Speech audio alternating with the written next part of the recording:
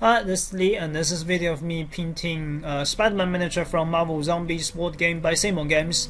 I've done the base already, so this video is just for Spiderman himself.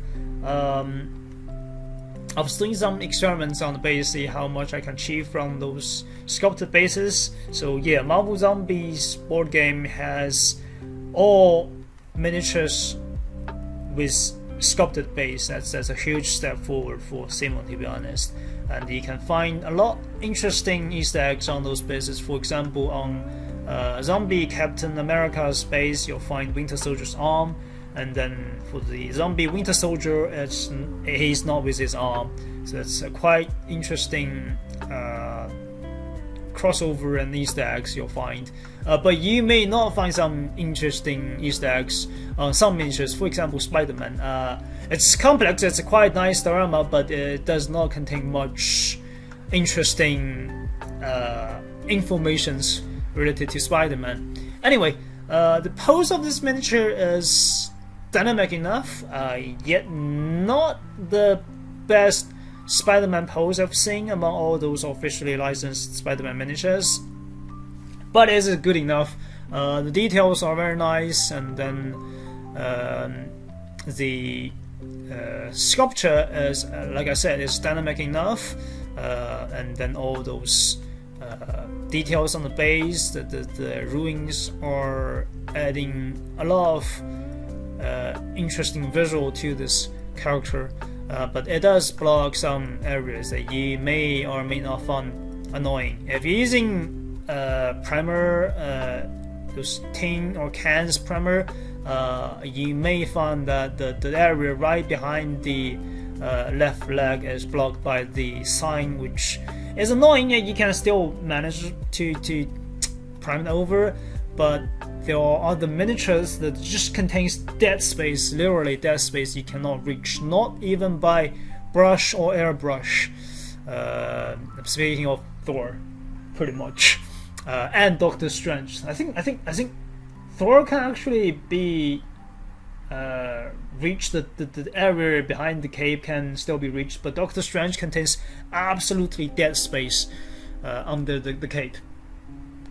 Anyway, all the paints I've used in this video are from Games Workshop set of paints. So the blue was Markridge blue, the red was Morphistone red, the black was Abandoned black, the white was either Korax white or Ceramite white. It's one of those whites that Games Workshop had. I also used the Everland Sunset, which was used to mix with red to create a orangish red as the highlights of the red parts. I also used the Tamagotchi Blue, which is a layer paint rather than base paint, to be the highlights area for the blue part. For highlights, because I'm painting on a black primer, so you may want to make a two layer of highlights. The first layer will just bump up the whiteness of the color. So here I'm adding white into the blue, or in fact the blue into the white, to make a very light blue, and then to block out the highlights area, and then apply Tamagotchi blue, so the Tamagotchi blue can show its color in a better condition, because of the lower layer is a light blue rather than black or dark blue, obviously. So for the highlights, mainly just following the posing. So the character is stepping his left leg out, and then is leaning his upper body to the left, and then pull his left arm to the back, trying to shoot some webs. Just follow that. So the left leg will be most likely the most highlight parts, and then the left shoulder as well. The black lines on the suits are all sculpted on the miniature. I'm using a standard brush to paint the red here, but you may find it easier to just use dry brush. But again, if you're using dry brush, you may experiencing some not great surfacing. But anyway, if you happen to overpaint through this black lines, those gaps, you should still be able to just trace the back at the very end because they're all sculpted onto the miniature. The miniature is detailed enough. It's like really detailed. I don't think there was much mood line issue at all, at least for Spider-Man. I think the only mood line I was experiencing was the side of his left leg, which I totally kind of ignored. But anyway, the detail is very nice for a PVC material miniature. Most of the details are just there already. If you prime it as black, you may find it easier to paint because the black lines are there already.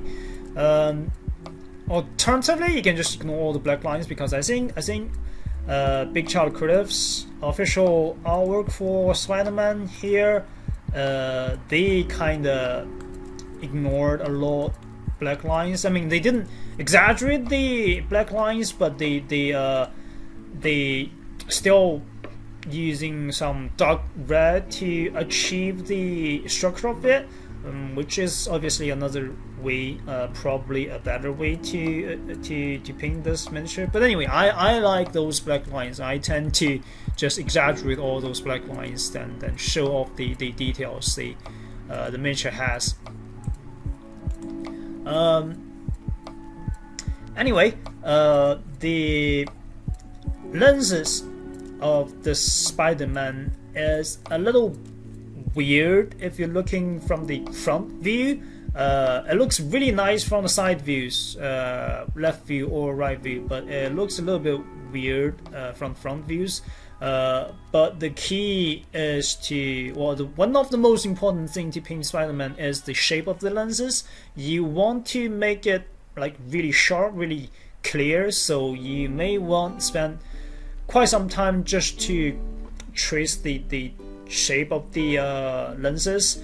I think I saved that at the very end, because this Spider-Man is not one of those, with super big lenses Spider-Man. So you may just spend some time and then be patient to trace through the structure of the lenses. I think the video is about half hour, and then plus the time I spent for the base, and then at the very end some loose jobs. It may be about an hour 10 minutes 20 minutes in total for this miniature, which is a ideal time for me to paint miniature for size like this, and with a result that I am satisfied with. So I think that's okay. Anyway, I'll have a finished talk at the very end, and then also have a comparison with another Spider-Man, which is from the Marvel Crisis Protocol. And if you're interested, stay to the end. And I'll shut up now. Hopefully you enjoyed this video.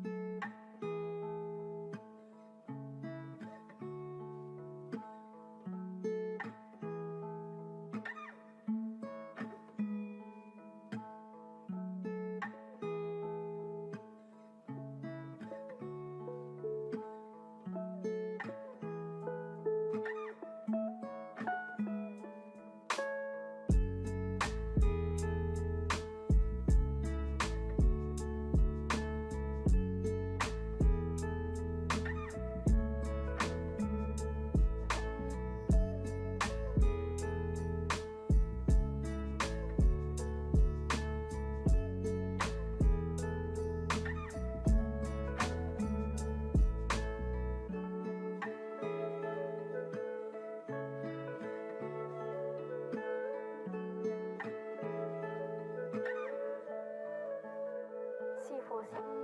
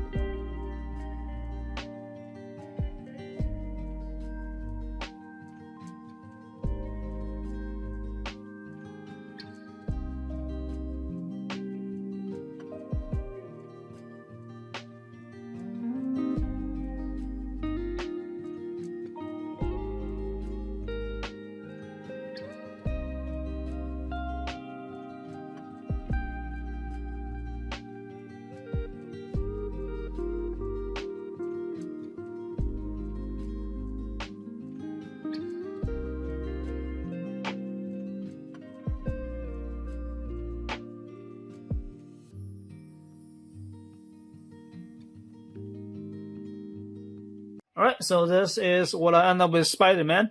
I'm quite satisfied with the side views. This is right view and this is the left view because you can see the eyes in a better angle. And once you get the shape of the Spider-Man's lenses down and make it really clean, you'll get a very nice result. But once you look at the front view, you feel a little bit, I don't know, dumb. I think it's because the distance between the lenses is a little bit too much. I'm not entirely sure. They also have this weird, where's my brush? I'll point it out. They also have this like weird structure like in between the lenses. I saw that was part of the lenses because of, you know, obviously artistic design, but then I realized it's not, it's just part of the mask. But then they have this bridge here, like really sculpted in. I can only assume that it was because they were fear of the detail losing in between resin to PVC material, and then so they enhanced this part. But then, obviously, if you look at now, it will be kind of less necessary and even a bit dumb right here because it just exaggerated the distance between those two lenses and makes the whole face looks a bit weird, I'd say. But again, the left side view and the right side view are perfectly fine. I used to be like big fan of those very large Spider-Man lenses because it looks, I don't know, just cool better. A whole huge eyes aspect of the artistic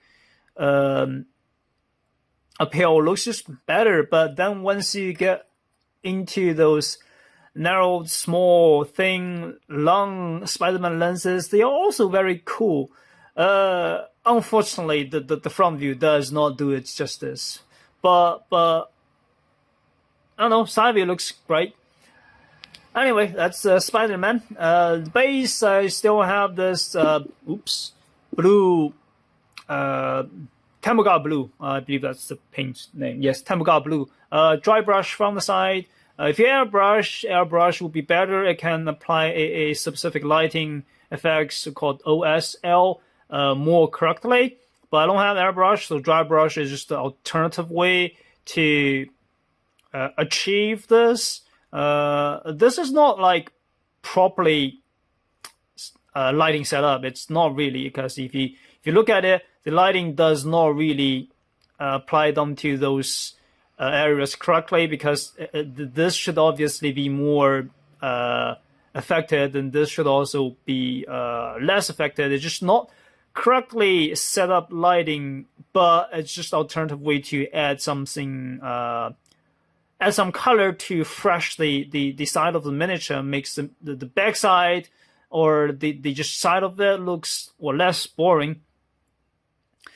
Anyway, so that's Spider-Man. I'll have more the Marvel Zombies painting recordings up soon, hopefully. I don't really have much time recently. I've been trying to rushing through every single miniature of the Marvel Zombies. So stay tuned. I'll see you in next video. Hopefully this video will, get you some inspirations and help you along your painting sessions. So see you in next video then.